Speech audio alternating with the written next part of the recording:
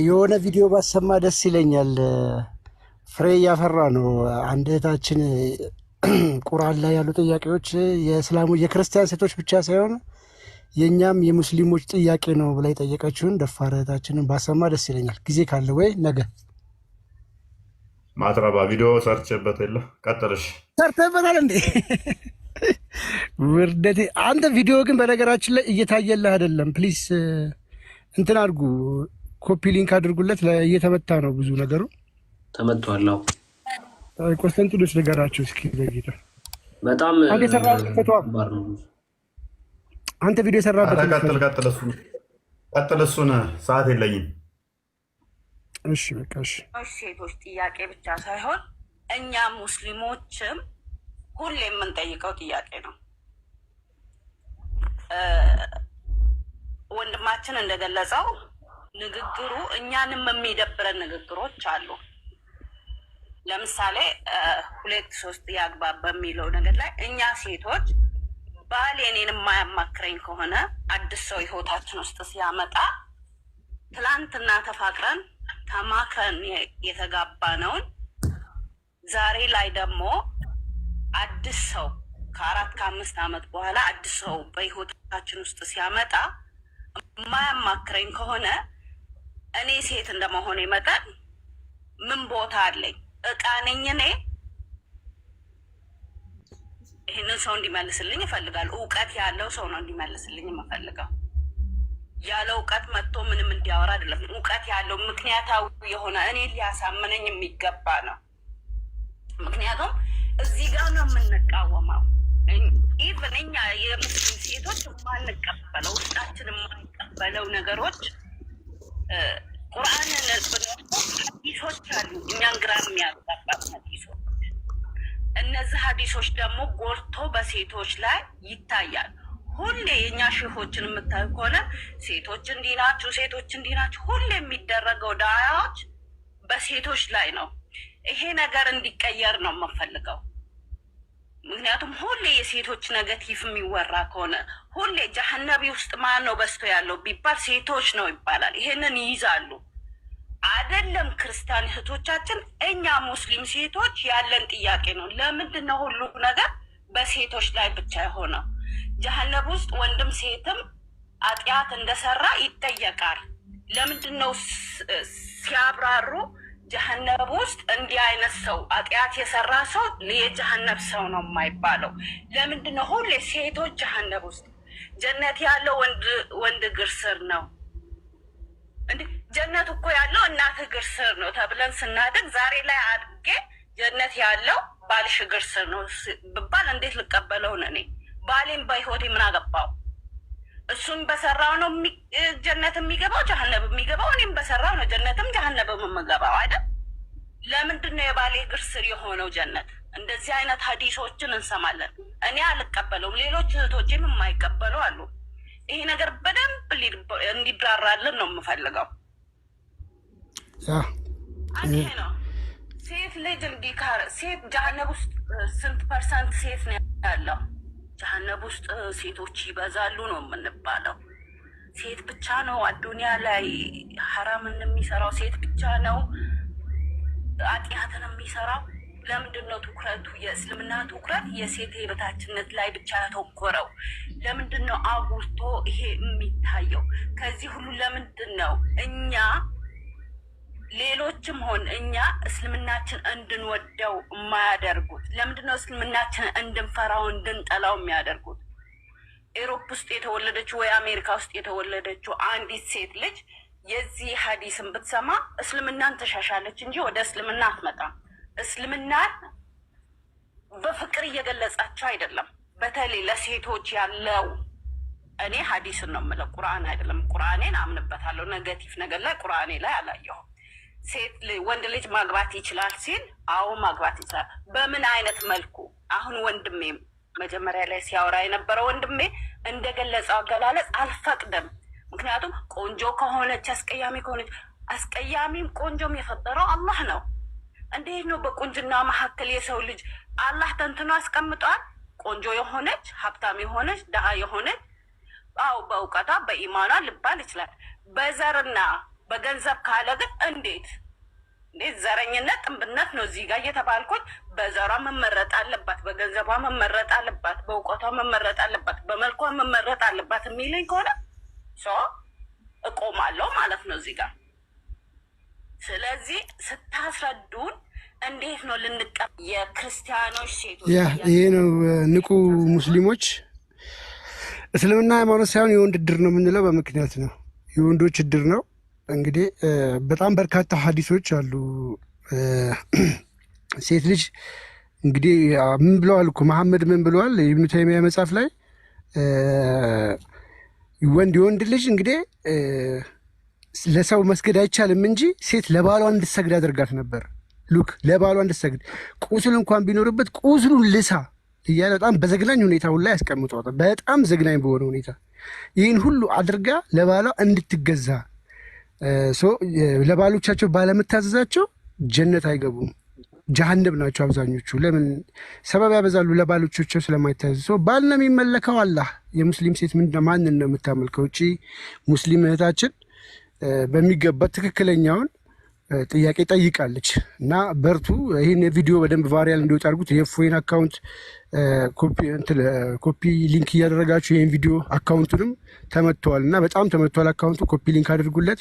ቪዲዮውን እያወረዳችሁ ጫኑት። በደንብ ለብዙ ሙስሊሞች አርአያ የምትሆነች ብዬ አምናለሁ። ብዙዎች እንደዚህ ጠያቂዎች አሉ፣ እንዲጠይቁ ያደርጋል ብዬ አምናለሁ። ስለዚህ እስልምና ሃይማኖት ሳይሆን የወንዶች እድር ነው። የወንዶች እድር ነው የምንለው በምክንያት ነው።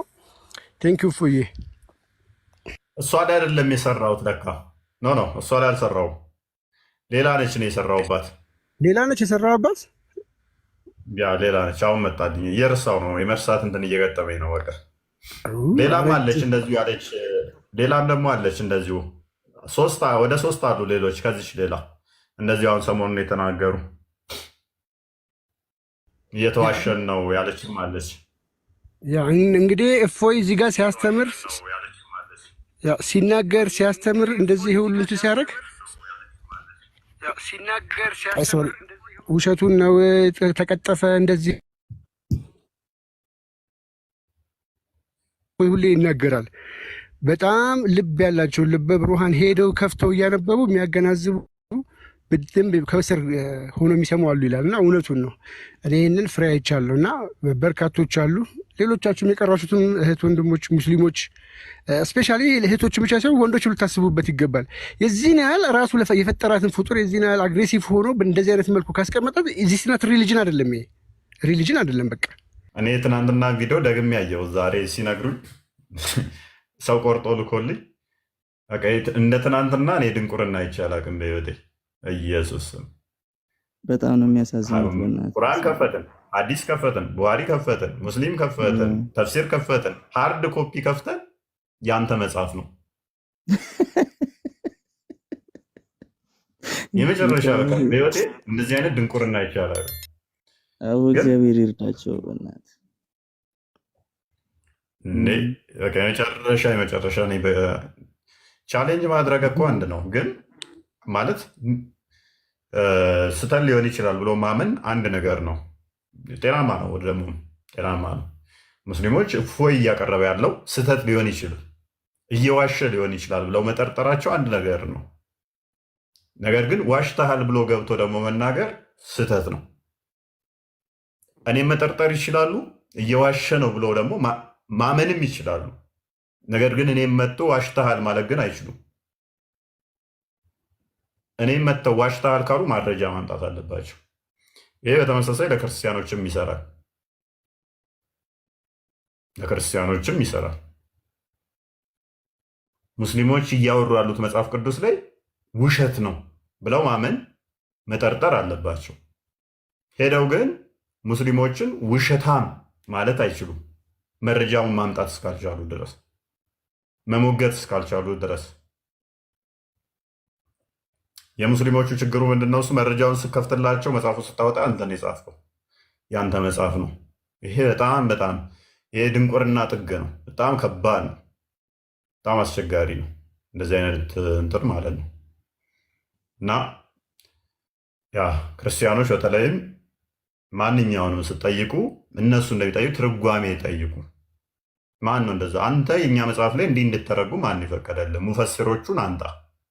ሙፈሲሮቹ ምን ብለው ነው ብለው ይሉን የለ እነሱ ይኸው የቋንቋው እንደዚህ በቋንቋው እንደዚህ ቋንቋው እንደዚህ እያሉ ይጫወቱ የለ። መጽሐፍ ቅዱስ የተጻፈው በአማርኛ አይደለም። ግሪኩ ምንድን ነው? ሂብሮ ምንድን ነው? እርሊ ቸርች ፋዘርስ ምን ብለው የፈቱት? ያንን የቤተ ክርስቲያን አንድምታችን ምን ይላል?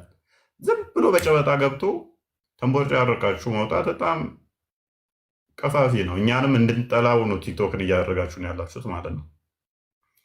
እና እንደዛ ነው እና እንደዛ ነው። አሁን ትወርዳላችሁ፣ ወረዱ በቃ ከቤት ሰላም ደር በቃ ፎያችን እሺ።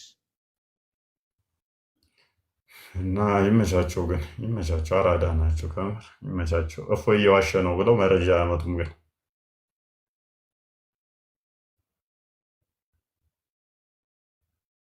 መረጃ ስራ ሳታመጣ እኔ ቤት እፎይ ዋሽቷል። ይህ ለእሶ ብቻ ነው የሚሆነው። ማንም ደግሞ ሊያመጣም እንደማይችል አውቃለሁ። በእኔ ላይ ማንም ሊያመጣ አይችልም፣ እንደማልዋሽ ስለማወቅ ማለት ነው። እንደማልዋሽ ስለሚያውቅ እንዲህ ታሰልፍና እስኪ አንድ ሰው መረጃ ሊያመጣ የሚችል አንድ እድል ስጠው። መረጃ ማምጣት የሚችል አንድ ሰው አንድ ቁጥር ጻፉልኝ። አንድ ቁጥር የፈጠነ እኔ ማምጣት እችላለሁ የሚል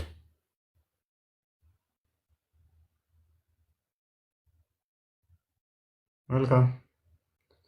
መረጃ ማምጣት እችላለሁ ዋሽተሃል የሚል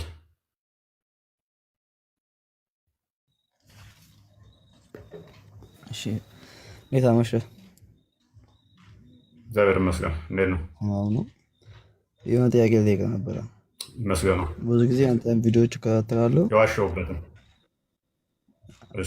አሁን ዋሸ ሳይሆን የሆነ ጥያቄ ልጠይቅህ ነበረ። ለጥያቄ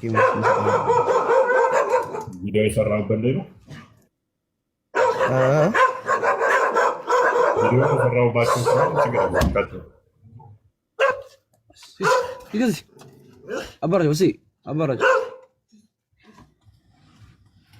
በመጀመሪያ ደረጃ ውሻ እንዴት ታሳድጋለህ? ኃጢአት እኮ ነው ውሻ በእስልምና በየቀኑ 10 መልካም ነገሮች ይቀነሱብሃል።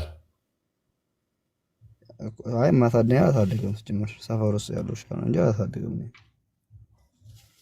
መልካም እሺ። ቪዲዮ ከሰራሁት ውስጥ ምንድን ነው እሱ? ቀጥል። አይ ብዙ ጊዜ በጣም የስድብ አለ የማንቋሸሽ ነገር እሱ ሃይማኖት ደግሞ የሰውን ሃይማኖትና መንቀፍ ራሱ ኃጢአት ነው ባህሪ ለኛ ተከራከሩ ዘንድ አይደለ? እሺ ለምሳሌ ስድብ ያልከው ምን ብዬ? ለምሳሌ ምን የሚል ኦኬ፣ ምን አልኩኝ? ለምሳሌ ብዙ ነገሮች ነው ያለው። ነብያችሁ እንደዚህ ያደርጋል፣ የ18 ዓመት ያልሞላት ልጅ አገባ ምናምን የሚባሉ ነገሮች አሉ። ለምን 18 ትላለህ? 10 ዓመት ያልሞላትን ነው አግብቶ ወሲብ ያደረገው። ለሱ ማስረጃው ምን ነው? ሻንተ ሱናን አቢ ዳውድ 1:1 ላይ በ6 ዓመት አገባ፣ በ9 ዓመት ደግሞ ወሲብ አደረጋት።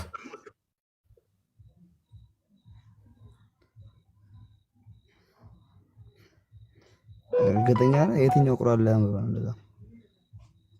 ሐዲስ የነብይ ታሪክ ያለው ሐዲስ ላይ ነው እንጂ ቁርአን ላይ ነው እንዴ? ነብይ እኮ 4 ቦታ ነው 5 ቦታ ነው ቁርአን ላይ የተጠቀሰው ስሙ ራሱ። ትክክል ነው። እኔ አሁን በዚህ ልከራከር ብዙ ምን ያለ ነው የቆጡ የለኝም ብዙም ልከራከር አይደለም። ጥያቄዎቹ ዋሽታል ካልከኝስ አይ መጀመሪያ ደረጃ አሁን ጥላቻ ያልከው ምንድን ነው? ናርዲ ጥላቻ ካልከው ውስጥ አንዱ አሁን እፎይ ትሳደባለህ፣ ጥላቻ አለብህ፣ ከነብያችንን ትጠላለህ ብለህ ያመጣኸው አንድ ምንድን ነው እሱ? ነብያችን 18 ዓመት ያልሞላትን ልጅ አግብቷል ብለሃል አልከኝ። መፍትህ ነው። ቅድም ብያለሁ። አንድ ሰው መጥቶ እፎይ ውሸታም ነው ቀጣፊ ነው ብሎ ማመን ይችላል። እኔ ፌስ ሲመጣ ግን ውሸታም ነህ ሲል ውሸታም ላለብህ ማስረጃ ማምጣት ይችላል። አሁን አንተ ውሸታም ነህ አልከኝ፣ ቀጣፊ ነህ አልከኝ፣ ተሳዳቢ ነህ አልከኝ። ማስረጃ ስልህ ነቢያችን 18 ዓመት ያልሞላትን ልጅ አግብቶ አላልክ። አይሻ ሙሐመድ ሲሞት 18 ዓመቷ ነው። 9 ዓመት አለ አብሯት ቆይቷል። በ18 ዓመቷ ነው የሞተው እሱ። በ9 ዓመቷ ላይ ነው ያገባት። በ6 ዓመት አገባ፣ በ9 ዓመት ደግሞ ግንኙነት ማድረግ ጀመረ። ጋብቻውን ኮንሱሜትድ አደረገ፣ ሙሉ አደረገ ይላል። ስለዚህ ይሄ የኔ ውሸት ሳይሆን የያዘው አዲሱን ሱናን አቢ ዳውድ 21 ላይ አንተ ስጀመር ለምን ወደ እርግ አታወሩ? አምጣው፣ ጥራው፣ ችግር የለውም። ሌላ ጥያቄ አለ? ጥያቄ ብቻ ካየለ ሌላ አንተ እንደዚህ ከሷል ዋሽታል የሆነ ነገር ልጠይቅህ። አሁን መጽሐፍ ቅዱስ ላይ ማለት ነው ክርስቶስ እኮ እኔ አምላክ ነኝ የሚለው ከአባቴ ዘንድ የተላኩ ነኝ ነው የሚለው። እኔን አየ አብን አየ፣ እኔን አየ አብን አየ። እኔን አየ እኮ አብን አየ ማለት ትርጉሙ ምንድን ነው? በእናንተ አሁን የራሳቸው ትርጉም ሊሆን ይችላል። አሁን እስልምና ላይ ማለት ነው ነብዩ መሐመድ ነብይ ናቸው እንጂ እሺ ቀጥል። እኔ አንተም ብቻ ሳይሆን በዚህ በድሬዳዋ አካባቢ ላይ የክርስትና እምነት ተከታዮችን አባቶችን አናግሬ ነበረ። ከእነሱ ጋር ብዙም ትንሽ ለመቀራረብ ብዙ አይነት ጥያቄዎችን ጠይቄያቸው ነበረ እና ምንድነው ምሳሌ ነው ሁሉም ሰው ሲሰጥ ምሳሌ ነው፣ የራሱ አይነት ምሳሌ ይሰጣል። ለምን ቀጥተኛ ነገር አይናገሩም? እነሱን ተዋቸውና እሺ ጥያቄ ምንድነው? እሱ የጠየቀን ኢየሱስ ክርስቶስ እኔ ከአብ ተልኬ መጥቻለሁ ከአባቴ ተልኬ መጥቻለሁ ብሏል። እኔ ደግሞ ሁለተኛ ምንድነው ያልከው? እኔን ያየ አብን አይቷል ብሏል። ስለዚህ ጥያቄ ምንድነው? ለምን እንደዚህ ያለ ነው? ራሱ ኢየሱስ ክርስቶስ እንዴት እግዚአብሔር ሊሆን ቻለ? ኦኬ እንዴት እግዚአብሔር ሊሆን ቻለ? ጸሎት እኮ ያደርጋል። ቴንኪው። እሺ መልካም። ጥያቄው ምንድነው? እሱ በጥቅሉ ክርስቶስ እንዴት አምላክ ሊሆን ቻለ? እንደዚህ ከሆነ ከአብ መጥቶ ከአባቴ መጣው ታለ። ከአባቱ ከመጣ አንተ የአባትህ ልጅ ነህ አይደለ? የአባትህ ልጅ ስለሆንክ አንተ አውሬ ልትሆን አይችልም። ሰው ነው ልትሆን የምችለው አባትህ ሰው እስከሆነ ድረስ። ክርስቶስ የአብ ልጅ እስከሆነ ድረስ እሱ ምንድን ነው የሚሆነው? እንደ አባቱ አምላክ ነው የሚሆነው። ምክንያቱም የአብ ልጅ ክርስቶስ የባህሪው ልጅ ስለሆነ ዕብራውያን መልእክቱ ላይ ቅዱስ ጳውሎስ በአንደኛ መልእክቱ ከቁጥር 1 እስከ 3 እርሱ አስቀድሞ ወደ ነቢያትን ሲልክ ከቆየ በኋላ ነገር ግን ዓለማትን በፈጠረበት ልጁ መጨረሻ ላይ እንደላከው ይነግረናል። ልጁ ማን ነው የሚለውን ደግሞ ሲያስረዳን እዛው የባህሪው ምሳሌ እንደሆነ ይነግረናል። ስለዚህ የባህሪው የአብ የባህሪ ምሳሌ ነው። አንተ አሁን ስትወለድ የአባትህ ምሳሌ ነህ። በአባትህ አምሳል ነው የምትወለደው እንጂ አንተ ሰው ሆነ አባትህ ሰው ሆኖ አባትህ ፈረስ ሊወልድ አይችልም። የእሱኑ ምሳሌ አድርጎ በእሱ ምሳሌ ነው የሚወልድህ ማለት ነው። ስለዚህ ክርስቶስ የአብ ምሳሌ የባህሪው ምሳሌ ነው። ስለዚህ ከዛ አንጻር ክርስቶስ የአብ ልጅ እንደመሆኑ አብ አባቱ እንደመሆኑ እንደ ክርስትና አስተምሮ ይሄ በወልድ ላይ ምናምነው ትልቅ ምናምነው። ልጅ ሲባል ደግሞ እንዴት እንዳታምን ናርዲ፣ ልክ አንድ ኢትዮጵያዊ የሆነ ኬንያዊትን ሄዶን አግብቶ ከዛ ከእሷ ጋር ግንኙነት አድርጎ እንደሚዋለድ እንዳታስብ። የባህሪው ልጅ ነው። የባህሪው ልጅ ሲባል ቃል አለ። ያ ቃሉ ነው። ቃሉን ምን ብለን እንጠራዋለን? የፈጣሪን ቃል የእግዚአብሔርን ቃል ምን ብለን እንጠራዋለን? ወልድ ብለን እንጠራዋለን። ከሱ የሚገኝ ነውና ቃሉን ልጅ ብለን እንጠራዋለን። ለዚህ ነው ዮሐንስ ወንጌል ምዕራፍ 1 ላይ ቁጥር 1 ላይ በመጀመሪያ ቃል ነበር፣ ቃልም በእግዚአብሔር ዘንድ ነበር፣ ቃልም እግዚአብሔር ነበር ይላል። ይሄ ቃል በመጀመሪያ የነበረ ሁሉን ያስገኘ ሁሉን የፈጠረ እንደሆነ ደግሞ ቁጥር 3 ላይ ሁሉ በእርሱ ሆነ ይላል። በቃል ሁሉ በእርሱ ሆነ ከሆነውም አንዳች እንኳ ያለ እርሱ አልሆነም ይላል። ይሄ ቃል መጨረሻ ላይ ቁጥር 14 ላይ ስትመጣ ቃልም ስጋ ሆነ ይላል። አስቀድሞ ቃሉ ያ መለኮታዊ ቃል በቃልነት የነበረው ልጅ ብለን የምንጠራው ወይንም የእግዚአብሔር ቃል ብለን የምንጠራው ያ ቃል ዘመኑ ፍጻሜ ሲደርስ ነቢያትን ሲልክ ቆየና ለነቢያት ሁሉ አንታዘዝ ብለን ስናስቸግር ሜቢ ከታዘዝን እንድንታዘዝ ቤዛ ሊሆነን ማን መጣ? ቃሉ መጣ። ቃሉ መጣና በምን በስጋ ተገለጠ። የኔን እና የአንተን እንደዚህ የባሪያውን ስጋ ይዞ መጣ። ቁጥር 14 ላይ ማለት ነው። ዮሐንስ ወንጌል ምዕራፍ 1 ቁጥር 14 ላይ። ስለዚህ አስቀድሞ በእግዚአብሔር መልክ ብቻ ነበር የሚኖረው። ስጋን አልተዋሃድም። ያ በመለኮት ብቻ የሚኖረው ቃሉ ኤፌሶን ምዕራፍ 2 ቁጥር 6 ላይ እንደሚነግረን በመጀመሪያ በእግዚአብሔር መልክ ብቻ የሚኖረው እርሱ እግዚአብሔር ከእግዚአብሔር ጋር መተካከልን መቀማት እንደሚገባው አልቆጠረውም። ነገር ግን የባሪያ መልክ ይዞ በምስሉም እንደ ሰው ተገኝቶ ይኸውም ለመስቀል ሞት እንኳን የታዘዘ ሆነ ይለዋል። ይሄ ስለ ትሕትናው ስለ ፍቅሩ ሲገልጸን አስቀድሞ በእግዚአብሔር መልክ የሚኖረው ወልድ ቃል ማለት ነው በስጋ ሲገለጥ የማን መልክ ያዘ ይለናል? የባሪያ የኔንና አንተን የባሪያውን መልክ ይዞ በምስሉም እንደ ሰው ተገኝቶ ያውም ለመስቀል ሞት እንኳን የታዘዘ ሆነ ይለናል። ስለዚህ በስጋ የተገለጠ ያ የምታየው ቃሉ ወልድ ወይም ኢየሱስ ክርስቶስ በውስጡ የመለኮት ሙላት ያለው መለኮት በውስጡ ሙሉ የሆነ ፍጹም አምላክ የሆነ እንዲሁም ፍጹም ሰው የሆነ በስጋ የተገለጠ እውነተኛ አምላክ ነው። አብ አባቱ ነው ስንል ምንድን ነው? ከሱ የሚወጣ ቃሉ እንደመሆኑ ያ ቃሉ የዘመኑ ፍጻሜ ላይ በስጋ ተገልጦ ታየ። በስጋ ተገልጦ በመታየቱ በመዳሰሱ ለእኔና ለአንተ ቤዛ ሊሆን እንደመጣ ራሱ ማቴዎስ ወንጌል ምዕራፍ 20 ቁጥር 28 ላይ፣ ማርቆስ ወንጌል ምዕራፍ 10 ቁጥር 45 ላይ ሰው ሊያገለግል ነፍሱንም ስለ ብዙ ቤዛ ሊሰጥ መጣ ይለዋል። ያ አስቀድሞ በትንቢት ነበረ። ትንቢተ ዳንኤል ምዕራፍ 7 ቁጥር 13-14 ላይ ራእይ ያለ ምን የሰው መልክ የሚመስል ያለው በዘመናት ወደ ሸመገለው መጣ ይላል። ስለዚህ ወደ ዘመናት ወደ ሸመገለው የመጣው ማን ይባላል? ወልድ ወይም ኢየሱስ ክርስቶስ ይባላል ማለት ነው። በስጋ ስለተገለጠ ክርስቶስ በስጋ የተገለጠ አምላክ ነው እንለዋለን። አባቱ ደግሞ አብን ስንል አስቀድሞም ከሱ የተገኘ ቃሉ እንደመሆኑ ከሱ የሚወጣ እንደመሆኑ አባቱ ወይንም ደግሞ ልጁ ይላል። እሱም አባቴ ብሎ ይለዋል። አባትነቱ በምንድን ነው? በጸጋ ሳይሆን የባህሪ አባቱ ከሱ የባህሪ ስንል ከሱ እኩል ያለመቀዳደም ቃሉ የአንተ ቃል ለምሳሌ ፍጡር ነው፣ ምንም ማድረግ አይችልም። ከአንተ ተነጥሎ ቃልህ አይኖርም፣ ከአንተ ተነጥሎም የለም። የሚወጣው ግን ከአንተ ቃል ነው፣ ከአንተ ነው የሚወጣው። የእግዚአብሔር ቃል የምንለው ቃሉ ግን ምንድነው? እሱ ከወልድ አብ ከወልድ ቀድሞ የተገኘበት አይደለም፣ እኩል አብረው ያሉ ናቸው። አንዱ በአንዱ ህልው የሆኑ ነው። ለዚህ ነው በእኔ አብ አለ እኔም በአብ አለሁ የሚለው ማለት ነው። ለአብ የሆነ ሁሉ የኔ ነው፣ የእኔ ሁሉ የአብ ነው የሚለው ዮሐንስ ወንጌል ምዕራፍ 17 ቁጥር 10፣ ዮሐንስ ወንጌል ምዕራፍ 16 ቁጥር 15 ላይ ማለት ነው። ስለዚህ እኔን ያየ አብን አየ ሲል እሱ በመጀመሪያ አስቀድሞ ዓለም ሳይፈጠር የነበረ ነበረ። አብስ ምንድን ነው? አስቀድሞ የነበረ ነበረ።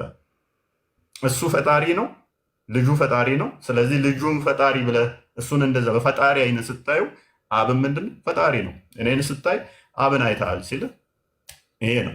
አብን አይተሃል ማለት ወልድን አይተዋል። ምክንያቱም ወልድን የገለጠው አብን የገለጠው ማን ስለሆነ? ወልድ ስለሆነ። ዮሐንስ ወንጌል ምዕራፍ 1 ቁጥር 18 ላይ አብ ማንም እንዳላየው ነገር ግን በቅፎ ያለው እሱ ልጁ እንደተረከው ያስቀምጠልናል። ስለዚህ እሱ በተረከልህ እሱ በነገረህ ነው የምታምነው የምታውቀው ማለት ነው።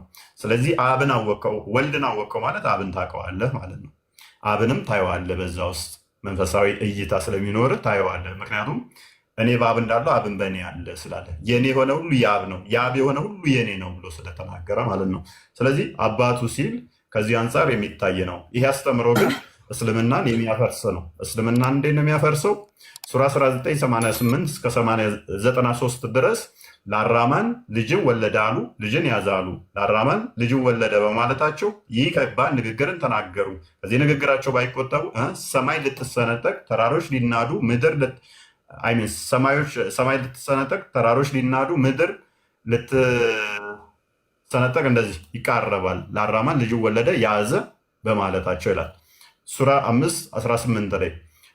ሱራ 6:101 ላይ ደግሞ ለአራማን ልጅ እንደሌለው ይነግረናል። ምክንያቱ ደግሞ የሌለው ለምንድን ነው? እሱ ለእርሱ ሚስት የሌለችው ሲሆን ልጅ እንዴት ይኖረዋል ይላል። ስለዚህ ክርስቶስ ወይም ኢየሱስ ከአባቴ ተልኬ መጣው ሲል ይሄ የኢየሱስ ንግግር ነው ብለህ ስታምን ኮምፕሊትሊ ከእስልምና ትወጣለህ። ይህንን ኢየሱስ እንዲህ ተናገረ። ምክንያቱም ከአባቱ ከወጣ አራማን ደግሞ ልጅ የለኝም፣ ምክንያቱም ሚስት ስለሌለኝ። ልብ በል አላህ ልጅ የሌለው ለምንድን ነው? ሚስት ስለሌለው ነው። ሱራ 6:101 ላይ ለእርሱ ሚስት የሌለችው ሲሆን ልጅ እንዴት ይኖረዋል ስለሚል ማለት ነው። ነገር ግን ሚስትን ከፈለገ ደግሞ ሱራ 39 ቁጥር 4 ላይ ተፍሲር ኢብን አባስ ጃለሌ እነኝን ተመልከታቸው። ምን ተሁር ላይኖች እና ከመላይኮች እነሱን አግብቶ ልጅ ሊይዝ እንደሚችል ይነግረናል ማለት ነው። ልጅ እና መጫወቻን ከፈለገ እንዲሁም ሱረቱ አልአንቢያ ቁጥር 17 ላይ ይህንን ይደግመዋል። ስለዚህ አላህ ልጅ ያልያዘው ለምንድን ነው? ሚስት ከማጣት ጋር የተያያዘ ነው። ስለዚህ እኔ የሰማሁ ነው። ቃላቱ ተጠፍ እኔ የሰማሁ ነው። በሰነ ያለ ቃላቶችን አንተሰባ በትክክል ነው እንደምትናስረዳኝ አለ። በትክክል አስረዳኝ። እንደዚህ ያደረገ እንደዚህ ሳይሆን በትክክል እንዳሁኑ እንረዳዳ አይሻልም? አሁን እንደዚህ ስትል እኮ ሌላ ነገር ውስጥ የገባን ያለው ለምን? እንደ ማንኛውም ሰው እንደ ሰው ነው እያወራን ያለ።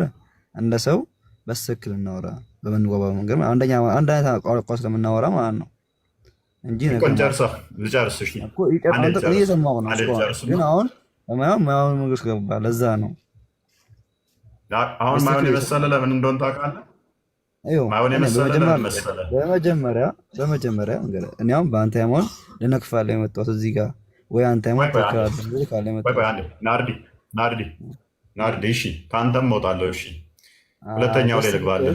በትክክል አንተ እኔ ማስረዳ ከፈለግ በትክክል አስረዳኝ። አሁን ቅድም ናልክ አልጀባሩ አረዛቁ ምንድን ነው ስትል ጌታ ስም ማለት ነው። በእኛ በቁርአን ላይ 99 ስም ነው ያሉት። አሁን በትርጉም በወደ አማርኛ አስቆይረው ማለት ነው። አንተ ረዛቅ ነህ፣ አንተ ቸር ነህ እንላለን። ማንኛውም ሰው እንደ ማንኛውም ሰው አንልም። እኔ አላነሳውም እሱ ነው የቀድሙን ተው፣ ውይይታችን የዛኛው ላይ ተው፣ እኔ እናንተ ላይ ያወራነውን ብቻ።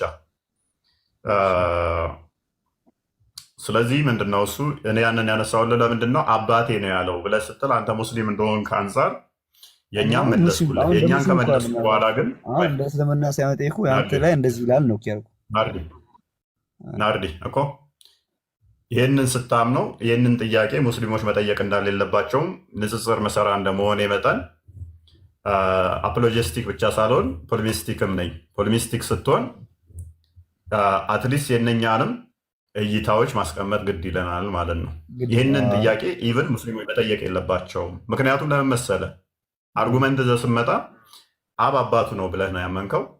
ስለዚህ አባቴ ነው እንጂ ያለው አላለም። ይህንን ብለህ ጥያቄ ስትጠይቅ ቆይ ናርዲ ሱረቱ ዙሩፍ ላይ ለምሳሌ 81ኛው አያ ላይ ሱረቱ ዙሩፍ 81ኛው አያ ላይ ለአራማን ልጅ ቢኖረው ከተገዦች የመጀመሪያ ነኝ በል ይላል።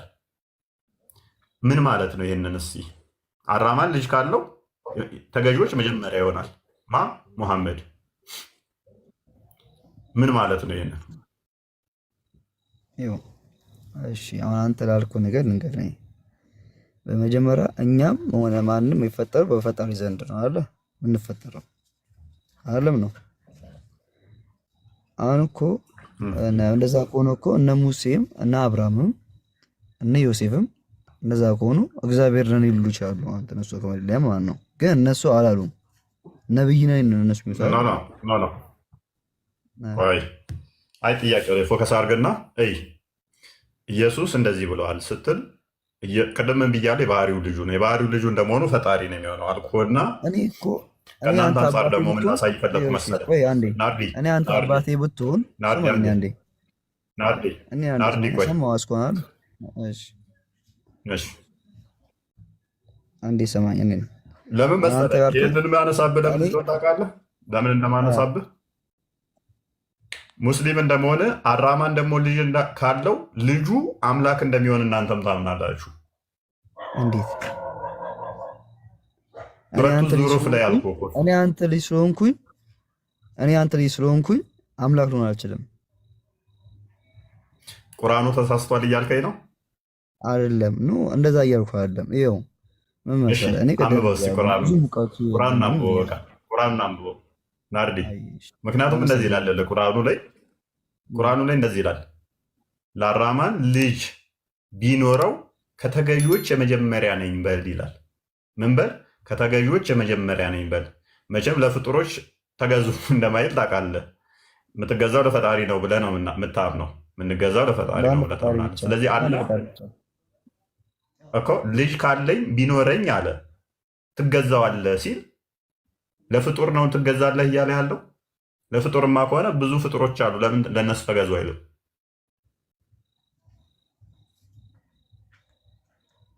እኔ እንደዛ ሆነ አያወጣው ሱረቱ ዙሩፍ ላይ ሱረቱ ዙሩፍ 81ኛውን አያየው። ሁለተኛ ጥያቄ ምንድን ነው የጠየቀን? ጸሎት ነው። ጸሎትን በተመለከተ ኢየሱስ ወደ አብ ጸልዮአል? ያው ጸልዮአል። እሱ በስጋ በተገለጠበት ወራት ላይ የጸለያቸው አንዱ ጸሎትን አንድ ምን ብለን እንረዳለን መሰለኛ? ንግግር ብለን እንረዳለን። ምን አይነት ንግግር? አብ ከወልድ ጋር የሚነጋገርበት፣ ወልድም ከአብ ጋር የሚነጋገርበት ብለን እናምናለን። አብ ወደ ወልድ የእኛን ተገብቶ ጸሎታችንን አቅርቦልናል። አንድ አዳም ዘር በሙሉ ሲጮኸው የነበረውን ትንቢት ነበረ። በትንቢት የተነገሩትን በሙሉ ቤዛ ሊሆን ነው የመጣው። አንድ በል ቤዛ ማለት ካሳ ሊክስ ነው የመጣው። እንደገና ደግሞ ምሳሌ ሊሆነን ነው የመጣው። ምሳሌ ሊሆነን ስለመጣ መከራ ሲገጥመን የሆነ ነገር ሲፈጠር እንደዚህ አድርጉ የሚልም ምሳሌ ሊተውልን ስለሆነ ያንን ለማሳየት በስጋ ሲገለጥ ጸሎት አቀርቧል። ወደማ ወደ አብ። ይህንን እናምናለን። በስጋ ስለተገለጠ የኔንና ያንተን የባሪያውን ስጋ ስለያዘ ጸሎትና ምልጃን አቀረበ ይለዋል መጽሐፍ ቅዱስ። በስጋ በመገለጡ ይህንን በስጋ ወራት ይህንን አድርጓል። ይህንን እናምናለን። በተመሳሳይ ደግሞ አብም ወደ ወልድ እንደዛው በጸሎት መልኩ ሲያወራው እናገኛለን። ወልድ ወደ አብ ማውራቱ ከገረመ፣ በተቃራኒው ደግሞ አብ ደግሞ ወልድን እንደዛ ያወራዋል፣ ጸሎት በሚመስል ሁኔታ ማለት ነው። አምላክ ሆይ እያለ አብ ደግሞ አባቱ ልጁን ይጠራዋል፣ እንደዛው ይናገርለታል ማለት ነው፣ ይመሰክርለታል። ስለዚህ ብዙም እንትን የሚለን አይደለም። ነገር ግን አንተ ላይ ምን የቤት ስራ ሰጣለሁ መሰለ? እናንተ ወደ ሙሐመድ ሰላት ታቀርባላችኋል።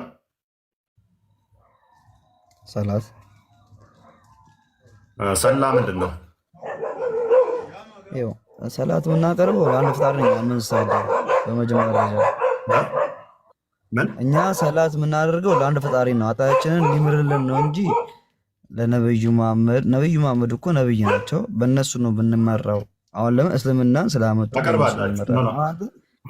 ለሙሐመድ ሰላት ምንድን ነው? ሰላ ምንድን ነው? ሰላት እኮ ነው። ሰላት እኮ የጀነት በር ነው። የራስህ የጭንቅ ሰዓት አንተ በየውል ቂያማ ወይ በዓለም ፍጻሜ አንተን ኃጢአቶችን አንድ እንትን የሚውሉ ናቸው እነሱ። ወደ ሙሐመድ አታቀርቡም? ሙሐመድ እኮ ለእኛም አሁን በአንተ ልምጣልህ። በአንተ የምታማልድ ማርያም ነች አለ። በእኛ ደግሞ ነቢዩ መሐመድ ያማልደናል ብለን እናስባለን። አንተ አሁን ሸፋ ሆናችኋል አይሆናችሁም ማለት እሱ አይደለም።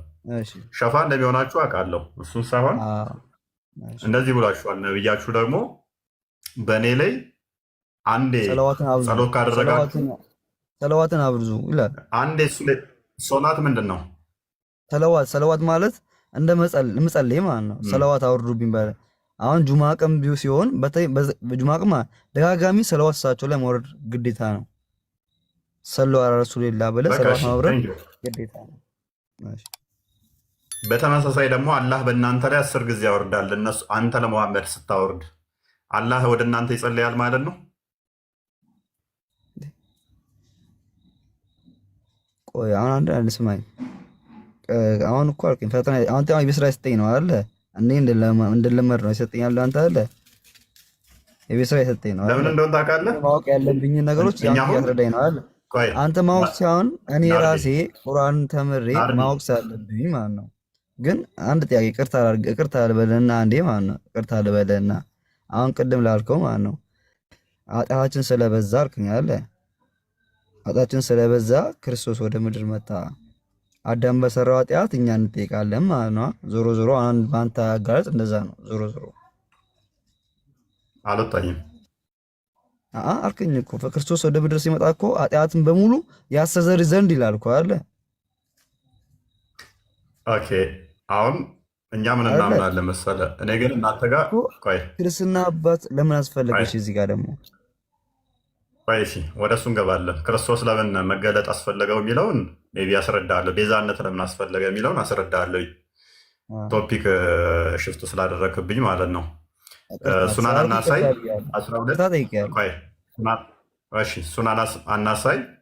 1297ን ያዘው።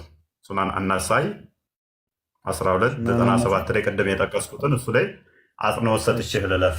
ለወደፊት አላህ መጥቼ እንደ አዲስ እናወራበታለን በዚህ ጉዳይ። ያ ችግር የለውም። ክርስቶስ ለምን ጸሎት እንዳቀረበ ከነገርኩ አላህ ደግሞ ወደ እናንተ ለምን ጸሎት እንደሚያቀርብ እሱን እንድታየው ነው። ለወደፊት ክርስቶስ በስጋ መገለጡ ቤዛነት ጉዳይ ስለሆነ ቤዛነት ጉዳይ ላይ ቤዛነት ምንድነው? እሱ ያለው ሰው ሁሉ በሞት በአንዱ ሰው ምክንያት አይ ቲንክ ሮሜ ምዕራፍ 5 ላይ ቁጥር 12 ምናምን አካባቢ ይመስለኛል በአንዱ አዳም ምክንያት ሞት ወደ ዓለም እንደገባ ይነግረናል። ሰው ሁሉ ከዛ በኋላ የሚሞትበት መንገድ ተፈጠረ ማለት ነው። እንደኛ አስተምሮ ናርዲ፣ እንደኛ አስተምሮ ሞት የተፈጠረ አይደለም። እንደናንተ ሞት የተፈጠረ ሳይሆን ሞት የኃጢአት ውጤት ነው፣ ደሞዙ ነው። ስለዚህ አዳም ሲፈጠር በገነት ውስጥ መሞትም ይችላል መኖርም ይችላል። መሀል ላይ ሆኖ ነው የተፈጠረው። ጥፋቱን ካከበረ ዘላለማዊ ሆኖ እንዲኖር የሚችልበት ትእዛዙን ካከበረ ማለት ነው። አትብላ የተባለውን ካከበረ ዘፍጥረት 2 ላይ እንደሚናገረው ዘላለማዊ መሆን ይችላል። ዘላለማዊ መሆን ይችል ነበረ። ተገነትም አይባረርም ነበረ። ይሄ እናንተ ጋር በተመሳሳይ አለ። ሱራ 7 20 ላይ ከ20 ጀምሮ አይ ቲንክ ሱራ 2 ከቁጥር 34 እስከ 38 ሱራ 20 ከቁጥር 117 ጀምሮ አንብበው። ይሄ ታሪክ በተመሳሳይ እናንተ ጋር አለ። ልዩነቱን ላስረዳ። እኛ ጋር በገነት ውስጥ በነበረበት ሰዓት ላይ አትብላ ተብሎ ታዘዘ። ከበላ ትሞታለህ ተባለ። ተበላ ትሞታለህ ተባለ። ምን አልከኝ? የሰማ ያ እኛ ጋር ተበላ ትሞታለህ ተባለ። እናንተ ጋር ግን ደግሞ ምንድን ነው የተባለው መሰለ? ከበላህ ተባለ። እናንተ ጋር ሴጣን እንዳያስታችሁ ተጠንቀቁ። ከበላ ምን ትሆናለህ ተባለ? ከገነት እንዳያስወጣችሁ። በገነት ውስጥ ግን ምን ብላችሁ ተቀመጡ ተባለ? ትኩሳት አይነካችሁም፣ ፀሐይ አይነካችሁም፣ አትራቡም፣ አትራቆቱም የሚል ፕሮሚስ ተገባለት እናንተ ጋር። እኛ ጋር በተመሳሳይ በገነት ውስጥ ባለበት ሰዓት ላይ አይራብም፣ አይጠማም፣ ብርድ የለም፣ መራቆት የለም። እንደዚህ አይነት ነገሮች አያውቅም። ስለ ኃጢአት ራሱ ኃጢአት እንደዚህ እንደዛ የሚባሉ ነገሮችን አያውቅም። ምንም ያውቀው ነገር የለም በገነት ውስጥ በነበረበት ሰዓት ላይ። ነገር ግን አትብላ ከተባለ በኋላ ሁሉን ተፈቀደለት በኋላ ዘፍጥረት ምዕራፍ 3 ላይ ስትሄድ ቁጥር 1 ጀምሮ እባብ ይመጣና ሔዋንን ያነጋግራታል። ምን በገነት ካለው ዛፍ ሁሉ እንዳበሉ ፈጣሪ ከልክሏልን ይላታል። እግዚአብሔር ግን ቀድሞ ያለው ምንድነው? በገነት ካለው ዛፍ ሁሉ ብላ፣ ነገር ግን አንዱን ምን ያንን መልካምና ክፉ የሚያሳውቀውን እንዳበላ ብሎ ከልክሎታል። ያንን ለምን ከለከለው ካልከኝ ዘፍጥረት ምዕራፍ 1 ቁጥር 28 ላይ ፈጣሪ ሁሉ አዳምና ሔዋንን አክብሮ ከፈጠረው በኋላ በሰማይም በምድርም ካሉት ገዢ አድርጎ ፈጠረው። ገዢ አድርጎ ሾመው። ይህን ስልጣን ሰጠው። ግን አንድ ድንበር ያስፈልጋል። እሱ ገዢ ሁሉ ሲሆን አትሊስት እሱ ደግሞ ለፈጣሪ ተገዢ መሆኑን ፍቅሩን የሚገልጽበት ተፈጣሪ ጋር ያለውን ጋፕ ወይም ደግሞ ለፈጣሪ ደግሞ ተገዢ መሆኑን አትሊስት አንድ መታዘዝ አለበት። እሱ ምንድን ነው? እችን አትብላ፣ ሁሉም ፈቅጄልሃለሁ፣ በሁሉ ላይ ሰልጥን፣ ሁሉን ግዛ፣ እችን ግን አትብላ ብሎ አዘዘው። ሔዋን ይህንን ማድረግ አልቻለችም፣ በላች። ሴጣን አሳሳታት። አዳምንም አበላችሁ፣ አብረው ተሳሳቱ። በዚህም ምክንያት ፍርድ ግዴታ መምጣት አለበት እንደኛ። በተመሳሳይ እናንተ ጋር ሴጣን እንደዚህ እንዳያሳስተህ እንዳበላ ከበላ ከገነት ያስወጣሃል፣ ትራቆታለህ፣ ትራባለህ ብሎት ነበረ። እናንተ ጋር በላ። እኛ ጋር ምን ይመጣል መሰለ? እናንተ ጋር ጽዘቱን ተቀበለውና ከገነት አስወጣው ይላል። ኦኬ። እኛ ጋር ግን መጣና እኛ ጋር ሲመጣ አሁን ጽዘቱን ተቀበለው የሚለው ላይ እንመጣበታለን። እኛ ጋር ሲመጣ ግን ትእዛዝ ነበር። ቀድሞ ነግሬሃለሁ፣ እንዳበላ ከበላ ትሞታለህ የሚል ፍርድ ነበረ። ስለዚህ አሁን ፈጣሪ ዝም ቢለው ባይቀጣው ሞት ባይመጣበት ምን ይመጣል መሰለ? ፈጣሪ ሎቱ ስብሐት ስህተተኛ ውሸተኛ ይሆንና ሴጣን እውነተኛ ይሆናል። አዳም ካልተቀጣ ለምን በለኝ። እግዚአብሔር ስለሚያውቅ እንጂ ብትበሉ ሞትን አትሞትም ብሎታል። አየህ፣ ሴጣን ምንድን ነው ያለው? ይህንን ብትበሉ እግዚአብሔር እንደሱ እንደምትሆኑ ስለሚያውቅ ዘላለማዊ እንደምትሆኑ ስላወቀ እንጂ አትሞቱም፣ ስለዚህ ብሉ አላቸው። እግዚአብሔር ደግሞ ከበላችሁ ሟች ትሆናላችሁ ብሏቸዋል። ስለዚህ እግዚአብሔር ዝም ቢለው ምን ይሆናል? አዳም አይሞት ትውልዶቹም አይሞቱ ከሆነ ሴጣን የተናገረው እውነተኛ ይሆናል። ሰው ዘላለማዊ ይሆናል። which is እግዚአብሔርን ስህተተኛ ብለህ ልወነጅል ማለት ነው። ብናጠፋም መጠየቅ አይችልም ወደ ሚልም ያመጣል። ስለዚህ ነሰሰርሊ እግዚአብሔር አስቀድሞ እኛ ምን እናምናለን መሰለ? እግዚአብሔር ፍቅር ነው ብለን እናምናለን። አንደኛ ዮሐንስ ምዕራፍ 4 ቁጥር 8 አንደኛ ዮሐንስ ምዕራፍ 4 ቁጥር 16 አካባቢ እግዚአብሔር ፍቅር ነው፣ ፍቅር የሌለው እግዚአብሔርን አያውቅም ይላል። ፍቅር እንደሆነ እናምናለን። ነገር ግን ደግሞ እውነተኛ ዳኛ ነው ብለን ደግሞ እናምናለን። ልብ በል፣ እውነተኛ ዳኛ ነው። ዳኛ ነው ስንል ፍቅሩን ያልሻረ፣ ፍቅር ነው ስንል ዳኝነቱን ያልሻረ ነው። ስለዚህ ዳኝነቱን ማሳየት አለበት። ምን መሆን አለበት? ሰው ሟች መሆን አለበት፣ መሞት አለበት። ምክንያቱም ከበላ ትሞታለህ ብሎታል። ስለዚህ በአዳም ምክንያት ሰው ምን ሆነ? አሁን ከገነት የሚወጣ ሆነ ማለት ነው። ከገነት ወጣ፣ አዳም ወጣ። አዳም ከገነት ወጣ፣ ገነት ተዘጋች፣ ገነት ተዘጋች። ስለዚህ አዳም ከዛ በኋላ ዘፍጥረት ምዕራፍ 4 ላይ ስታነብ ቃየልን በራሱ መልክ ይወልዳል ማለት ነው። በራሱ መልክ ከወለደ ደግሞ አዳም ሟች ሆኗል። ስለዚህ የአዳምን ማንነት እዛ ነው የምመጣው። አይን ፊት ምናምን የሰው ዘር ነው እዛ የምመጣው እንጂ አንተ እንደዚህ ነህና እኔ የዝንጀሮ መልክ ሊያዝ አትልም ማለት ነው። ስለዚህ አዳም ሟች ነው። ስለዚህ ምን ሆነ? አፈር ነህና ወደ አፈር ትገባለህ የሚለው ቃል አሁን ሰራ ማለት ነው። ስለዚህ ምን መሆን አለበት? መሞት አለበት። ስለዚህ የሚመጣ ሁሉ ሟች ይሆናል ማለት ነው። ነገር ግን ደግሞ ምን ብያለሁ? ይሄ እውነተኛ የእግዚአብሔር ፍርድ ተላለፈ፣ ጸደቀ። ነገር ግን እግዚአብሔር ደግሞ ፈራጅ ብቻ አይደለም፣ ይቅር ባይ መሐሪ ነው። መሐሪ ከሆነ ደግሞ ካሳ ያስፈልጋል። ካሳውን ደግሞ በምን አደረገው? አስቀድሞ አዳምን ትሞታለህ ባለው ሰዓት ላይ ኃጢአት ሲሰራ ኢሚዲየትሊ የታያቸው ምንድነው? ራቁትነታቸውን የታያቸው። ይሄ እናንተ ጋም አለ። ሁለተኛው ሱራ ወይም በቀራ ላይ ከ34ኛው አያ እስከ 38ኛው አያ አንብበው። ራቁት መሆናቸው ወዲያው ታያቸው። ራቁት መሆናቸው ሲታያቸው ተፋፈሩ ማለት ነው። ስለዚህ ምን አልክ? አይ እኔ ያለው መስጊድ ይሰራ ነው፣ ስራ ይሰራ። ስለዚህ ሲተፋፈሩ ምን ተፈጠረ? ፈጣሪ ቆዳ ለበሳቸው ማለት ነው። ያ ቆዳ በአንዳንድ እንትኖች የመጀመሪያው የነሱን ለቤዛነት አስቀድሞ እንደ ጥላ ሲጠባበቅ የነበረ ወይም ደግሞ የነበረ በነሱ ፈንታ ያ ቤዛነት መጣ። ነገር ግን እውነተኛው አማናዊ የሆነ አሁን ከአንቺ ከዘርሽና ከዘሯ የሚለው ዘፍጥረት ምዕራፍ 3 ቁጥር 15 ላይ ይመስለኛል በአንተና በሴቲቱ በዘርህና በዘሯ መካከል ጠላትነትን አደርጋለሁ የሚል ንግርት መጣ ማለት ነው፣ ተነገረበት። ስለዚህ ሴጣንና የእሷ ዘር ወይንም እሷን ያሳሳተው ጠላትነት መጣ። በእናንተ ጋር ምን ሆነ? በአንተና በዘርህ ዊችዝ በእባቡና በሴቲቷ ወይም ደግሞ በሴጣንና በሰው መካከል በእናንተም ጠላትነቱ መጣ። ስለዚህ ጠላትነቱ እኛ ጋር ደግሞ መቀጣት አለበት፣ መቆም አለበት። ምን ከእሷ የሚወለደው ጭንቅሌትን ይቀጠቅጣል ተብሏል። ስለዚህ ሴጣንን ጭንቅላት የሚቀጠቅጥ አካል ያስፈልጋል። ያ ጭንቅላትን የሚቀጠቅጥ አካል ደግሞ ነቢያቶች መጡ አልቻሉም። ምክንያቱም እራሳቸው ባለዕዳ ሆኑ። ምን አይነት ዕዳ? ሞት የሚባል እነሱ ላይ ተፈርዷል። የሚመጡት ሁሉ ሞት የተፈረደባቸው ናቸው። ስለዚህ ይሞታሉ። ፈጣሪ ደግሞ ፍቅር ነው ብያለሁ። ሞተው እንዳይቀሩ ደግሞ ምን መሆን አለበት? ትነሳላችሁ የሚል አካል መምጣት አለበት። ሞተ እንደምትነሳ ማሳየት አለብን። ሴጣን ቀጥታ ራሱ መጥቶ አይደለም ያሳሳታቸው አዳምና ሔዋንን። በምንድን ነው የመጣው? በስጋ ውስጥ ተደብቆ ነው የመጣው። እግዚአብሔር እዛ ሆኖ አንተን እንደዚህ አድርጌሃለሁ ጭንቅላትን ቀጥቅጬሃለሁ ቢል እግዚአብሔር ኃያል ነው እንደሚያሸንፍ እናውቃለን። ሰው አይደለም ያሸነፈኝ ይላል እባብም ሴጣንም ማለት ነው። ምክንያቱም ያሸነፈው ማንን ስለሆነ? ሰውን ስለሆነ። ሰው ደግሞ ጭንቅሌቱን ሴጣንን ወይንም ደግሞ ሴጣንን ማሸነፍ አለበት። ይህንን ጸጋ ማግኘት አለበት ሰው። ሴጣን በስጋ ተሸፍኖ መጥቶ ሰውን ያሸነፈው። ስለዚህ ሰው ደግሞ ሴጣንን ማሸነፍ አለበት። ሰው ደግሞ አልቻለም። የመጡት ነቢያቶች ሙሉ አልቻሉም።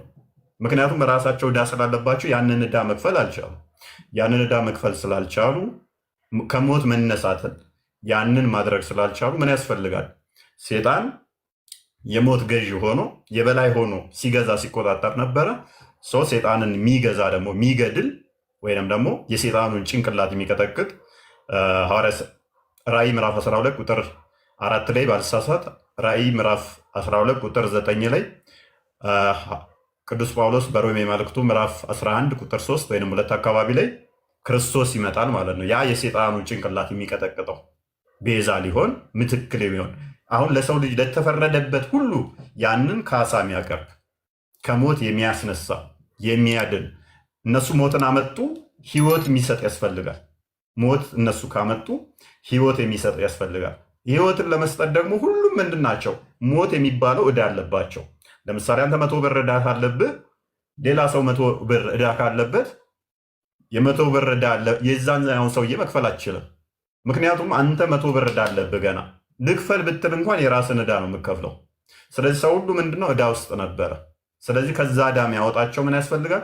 ህይወት የሚሰጣቸው ምን ያስፈልጋል? ህይወትን መስጠት የሚችል በስጋ መጥቶ ሴጣን በስጋ ውስጥ ተሸፍኖ መጥቶ ሰውን እንዳሸነፈ ሰው ደግሞ በዛው ያንኑ ሴጣን ማሸነፍ አለበት። ስለዚህ በስጋ የተገለጠው የሴቲቱ ዘር ጭንቅላትን ይቀጠቅጣል ተብሎ ትንቢት ስለተነገረ ክርስቶስ ከሴቲቱ ዘር ይወለዳል ማለት ነው።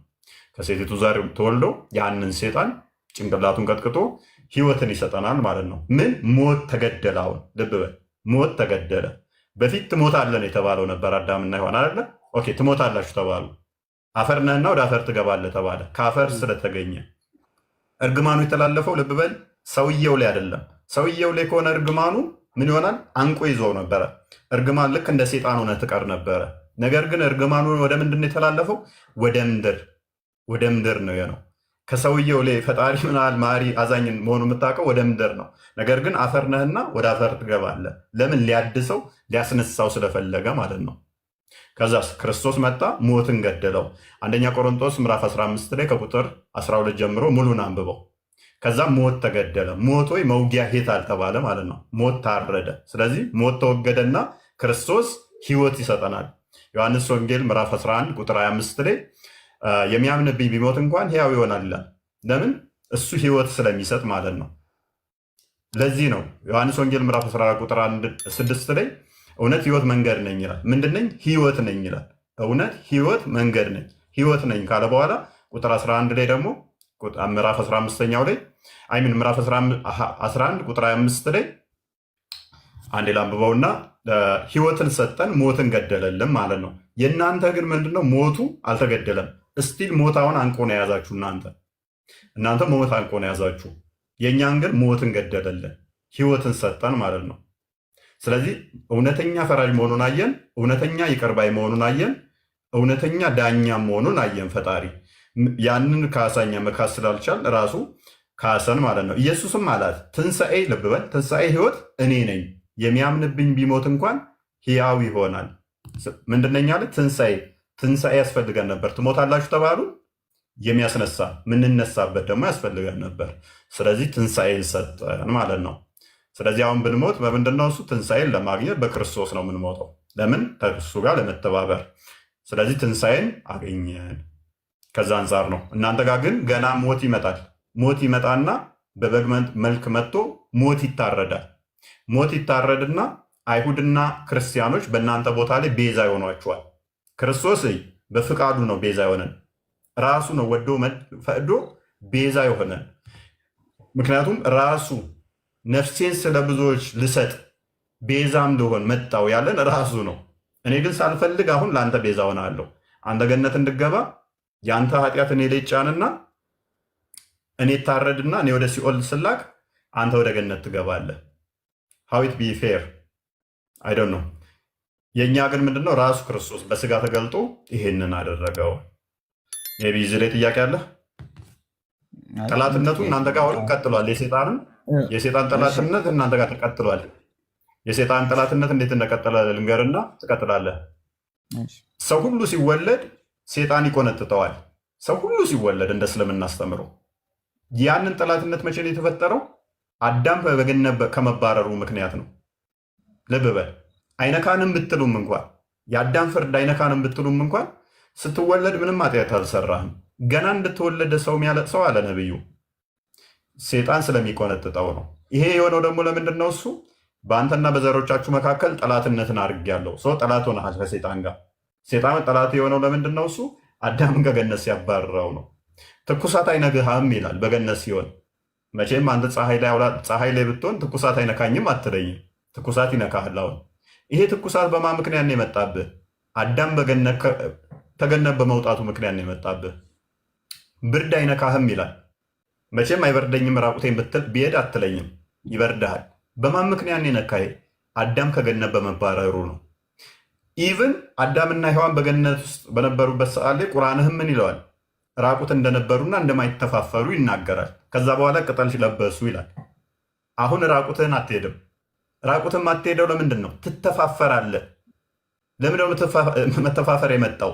አዳምና ገነት ከገነት ውስጥ ኃጢአት ሰርተው በመባረራቸው ያ ምክንያቱ ነክቶሃል። ኦኬ፣ ሌላስ? አትራብም ይለዋል በገነት በነበረበት ሰዓት ላይ። ከገነት ከወጣ በኋላስ መራብ መጣበት። ይሄ መራብ አንተን አልነካህም ወይ? ነክቶሃል። አብሶሉትሊ ትራባለህ። እስኪ 2-3 ቀን ምግብ አትብላ። አይ እኔ በአዳም ምክንያት ምንም አልነካኝም፣ ምንም ነገር አልነካኝም ማለት አትችልም። ነክቶሃል፣ ትራባለህ። በገነት ቢሆን ኖሮ አዳም አንተን የወለደው ሰው ሁሉ የተወለደው በገነት ቢሆን ኃጢአት ባይሰራና ከገነት ባይባረር አትራብም ነበር። ነገር ግን አሁን ትራባለህ። ስለዚህ እኛ እንዴት ነው የምንረዳው? አዳም የተፈጠረው ምድር ላይ ነው፣ ገነት ውስጥ አይደለም የተፈጠረው። ገነትም በጸጋ ተሰጠው። እግዚአብሔር አዳምን ከምድር አፈር አበጀው። ከዛ በኋላ ወደ ገነት አስገባውና ይጠብቃትም ይንከባከባትም ዘንድ በገነት አኖረው ይላል። ገነት ጸጋ ነች፣ በጸጋ የተሰጠችው ነች። ልክ እንደ ቤተ መንግስት ቁጠራት። አንተ የአብይ ልጅ ብትሆን ቤተ መንግስት ውስጥ ብትገባ ቤተ መንግስት ውስጥ የላመ ያማረ ትበላለህ፣ ትጠጣለህ፣ ወርቅ ላይ ልትቀመጥ ትችላለህ። አብይ ወንጀል ሰርቷል ተብሎ ግን ከቤተ መንግስት ሲባረር አንተም አብረህ ትባረራለህ። ወንጀል በመስራቱ አብይ አንተ አትጠየቅም። ልብ በል፣ ኃጢአተኛ አትባልም አንተ። ወንጀል በመስራቱ አብይ እሱ ነው የሚጠየቀው ከቤተ መንግስት ሲባረር። ነገር ግን ከቤተ መንግስት በመባረሩ ምክንያት እኔ ምንም አልተጎዳውም አትልም። ምክንያቱም ቤተ መንግስት ሳለህ ያላመ ያማረ የምበላው የምጠጣው ሰውዬ ሜቢ በረንዳ ልወድቅ ትችላለህ፣ ወይንም ደግሞ ትግል ውስጥ ልገባ ትችላለህ ላይፍን ለማሸነፍ። እንደ ቤተ መንግስት ያማረ አይሆንም። ስለዚህ አዳም በገነት ውስጥ የነበረበት ልክ እንደ ቤተ መንግስት ብቆጥረው ሁሉ ነገር የተመቻቸለን ነበር። ከዛ ሲወጣ ግን ልጆቹ የሚወልዳቸው ምን ይሆናሉ ማለት ነው?